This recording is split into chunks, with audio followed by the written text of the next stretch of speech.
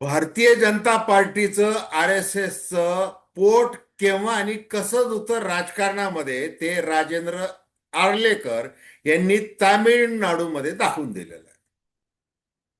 घोडे बाजार होईल.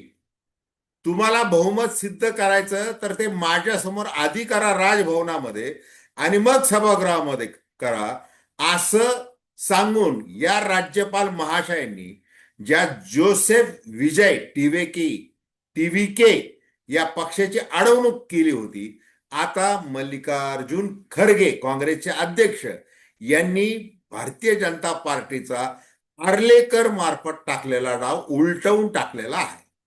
अखेर 118 एवढं संख्याबळ झालेलं आहे जोसेफ विजय यांचं आणि त्यांचा टीव्हीके पक्ष आता सत्तेवर येण्यापासून राज्यपाल रोखू शकत नाही.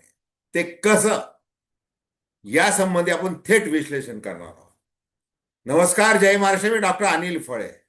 माझी आपल्याला विनंती की चॅनल सबस्क्राईब करावं, सबस्क्राईबचं बटन दाबावं आणि आपली प्रतिक्रिया बिनधास्तपणे नोंदवावी. एक तटस्थ भूमिकेतून स्वतंत्र पत्रकारिता म्हणून सर्वसामान्यांच्या दृष्टिकोनातून आपण चर्चा करत असतो. हे बघा, 4 मेला निकाल लागला. आपल्या पहिल्याच मॅचमध्ये, डेब्यू मॅचमध्ये जोसेफ विजय यांनी निवडणुकीच्या मैदानामध्ये सिक्सर मारला. 108 जागांवर ते निवडून आले. पैकी 2 जागांवर ते स्वतः निवडून आले. म्हणजे एकूण 7 आमदार त्यांचे झालेले आहेत. अशा परिस्थितीमध्ये आता सरकार बनवायचं. मग सरकार बनवण्यासाठी जे एकूण संख्याबळ तामिळनाडू विधानसभेमध्ये आहे 234, जर बहुमत पाहिजे, साधं बहुमत, तर ते 118 एवढे आमदार पाहिजे.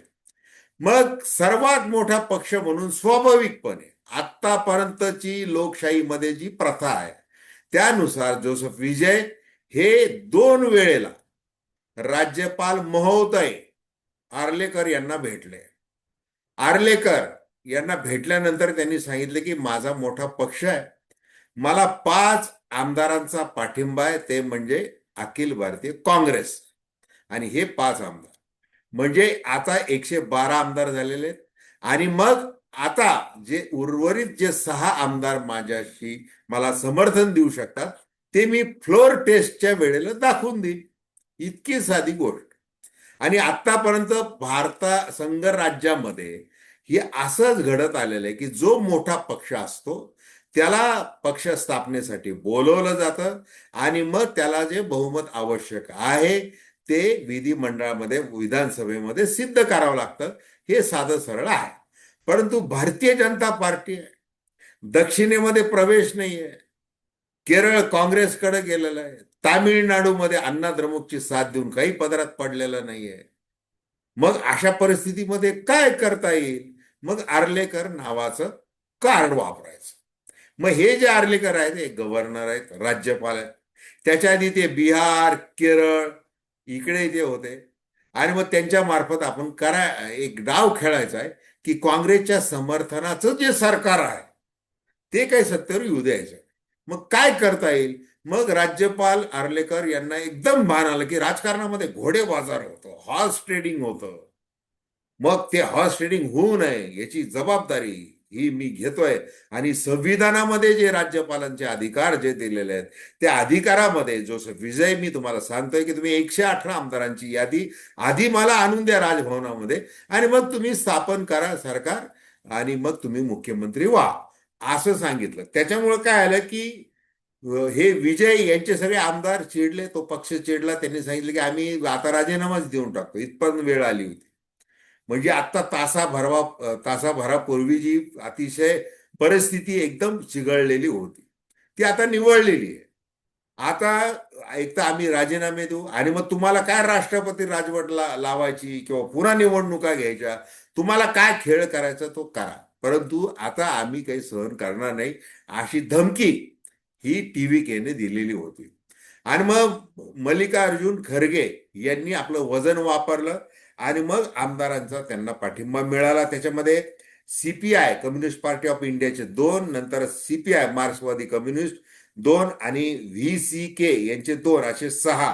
म्हणजे विदू थलाई चिरू गैथल काची VCK असे हे 6 जण झाले, म्हणजे 112 आणि प्लस हे 6 118 झाले. ही घ्या यादी. आता जोसेफ विजय त्या आर्लेकर यांच्याकडे ते नेऊन देतील आणि ते सरकार स्थापन होईल. आता खरं तर जी प्रथा आहे, जसं आपण सुरुवातीला बोललो, महाराष्ट्रामध्ये काय झालं होतं, मुख्यमंत्री देवेंद्र फडणवीस यांनी सरकार बनवलं त्यावेळेला, आणि शिवसेना ही काही सत्तेमध्ये यायला म्हणजे त्यांच्या अटी टाकत होती, उशीर होत होता. त्यावेळेला विद्यासागर नावाचे राज्यपाल होते. त्यांनी काय केलं, आता ते भारतीय जनता पार्टीचे, मग देवेंद्र फडणवीस यांना सांगितलं की तुम्ही काय करा, फ्लोअर टेस्ट वगैरे ते करा, आणि तुम्ही सरकार म्हणजे त्यांना सरकार स्थापन करण्यासाठी आमंत्रण दिलं.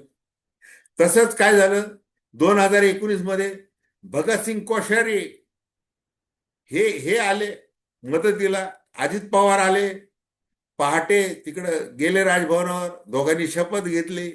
मला 54 आमदारांचा पाठिंबा आहे, हे घ्या पत्र, असं ते दिलं. ते पत्र नंतर ते शरद पवारांच्या राष्ट्रवादी काँग्रेसने ते खोटं ठरवलं. सगळे आमदार परतले आणि 80 तासात ते सरकार गडगडलं.